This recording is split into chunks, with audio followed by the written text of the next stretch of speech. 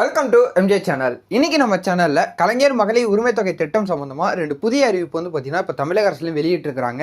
கடந்த 2-3 நாளைக்கு முன்னாடி பாத்தீங்கன்னா இந்த முதற்கட்ட பணிகள் தொடங்கிடுச்சு. துணை முதலமைச்சர் அவர்கள் பாத்தீங்கன்னா ஒரு தகவலை வெளியிட்டு இருந்தாங்க.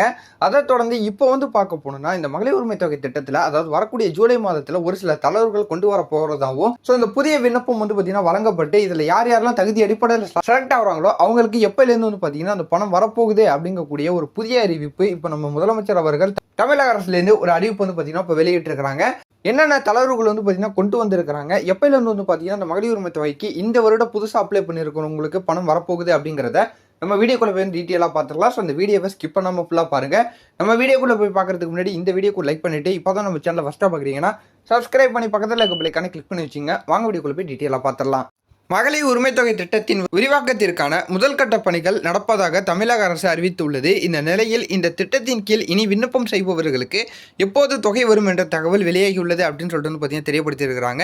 விரிவாக்கத்தின்படி கூடுதல் பயனாளிகள் இந்த மாதம் இறுதியில் சேர்க்கப்பட உள்ளனர். அதாவது இன்னும் 7-10 நாட்களில் விரிவாக்கம் தொடர்பான பணிகள் தொடங்கும். அதன் பின் பணிகள் முடிந்து அடுத்த மாதம் புதிய பயனாளிகள் இறுதி செய்யப்படுவார்கள். அவர்களுக்கான ஓடிபி சோதனைகள் நடக்கும் அப்படின்னு சொல்லிட்டு தெரியப்படுத்தியிருக்கிறாங்க. அதாவது இந்த மாதம் இறுதிக்குள்ளே பார்த்தீங்கன்னா அந்த புதிய விண்ணப்பதாரர்களை சேர்க்க போறதா தெரியப்படுத்தியிருக்கிறாங்க. 7-10 நாட்களுக்குள்ள விரிவாக்கப்படி பார்த்தீங்கன்னா தொடங்கப்படும் அப்படின்னு சொல்லிட்டு தெரியப்படுத்தியிருக்கிறாங்க. ஸோ அடுத்த மாதம் பார்த்தீங்கன்னா புதிய பயனாளிகள் இறுதி செய்யப்படுவாங்க. அவங்களுக்கு பார்த்தீங்கன்னா ஓடிபி சோதனைகள் பார்த்தீங்கன்னா நடைபெறும் அப்படிங்கக்கூடிய தகவலை இப்போ வெளியிட்டிருக்கிறாங்க. ஸோ எல்லாம் முடிந்த பின் ஆகஸ்ட் 15ஆம் தேதி அவர்களுக்கு தொகை வழங்கப்படும் என்று தகவல் வெளியாகி உள்ளது. அரசு தந்த வீடுகளிலும் வசிப்பவர்களுக்கு பணம் வழங்கப்படும் என்று அறிவிக்கப்பட்டுள்ளது அப்படின்னு சொல்லிட்டு தெரியப்படுத்தியிருக்கிறாங்க. ஸோ எல்லா ப்ராசஸும் முடிஞ்சு பார்த்தீங்கன்னா ஆகஸ்ட் 15ஆம் தேதிக்கு மேலே நான் உங்களுக்கான பணம் வழங்கப்படுறதுக்கு அதிகப்படியான வாய்ப்புகள் இருக்கு அப்படின்னு சொல்லிட்டு பார்த்தீங்கன்னா இப்போ தெரியப்படுத்தியிருக்கிறாங்க. அது மட்டும் இல்லாமல் அரசு தந்த வீடுகள்லையும் பார்த்தீங்கன்னா வசிக்கக்கூடியவங்களுக்கு இந்த மகளிர் உரிமை தொகையானது கிடைக்கும். ஸோ அவங்களுக்கும் பார்த்தீங்கன்னா ஒரு சில தளர்வுகள் இந்த வருடம் இப்போ கொண்டு வந்திருக்கிறாங்க.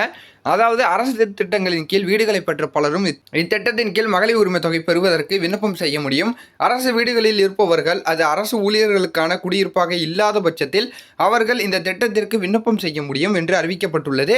கலைஞர் மகளிர் உரிமை தொகை திட்டம் விரிவாக்கத்தில் இந்த முறை புதிதாக ரேஷன் கார்டு பெற்றவர்களுக்கு வாய்ப்பு வழங்கப்படும் என்று தகவல் வெளியாகியுள்ளது அப்படின்னு சொல்லிட்டு தெரியப்படுத்தியிருக்கிறாங்க.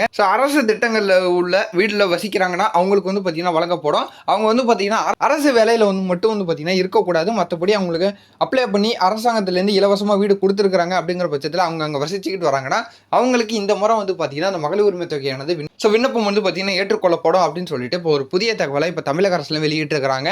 ஸோ இந்த மகளிர் உரிமை தொகை திட்டம் சம்பந்தமாக வேறு ஏதாவது அறிவிப்புகள் தெரியப்படுத்தினாங்கன்னா அதை நான் உங்களுக்கு அடுத்தடுத்த வீடியோவில் அப்டேட் பண்ணிக்கிட்டே இருக்கிறேன். ஸோ தொடர்ந்து நம்ம சேனலை வாட்ச் பண்ணிக்கிட்டே இருங்க. இந்த தகவல் உங்களுக்கு பயனுள்ளதாக இருந்ததுன்னா உங்கள் ஃப்ரெண்ட்ஸ் அண்ட் ஃபேமிலி எல்லாருக்கும் ஷேர் பண்ணி விடுங்க. அவங்க பார்த்து தெரிஞ்சுக்கிட்டோம்.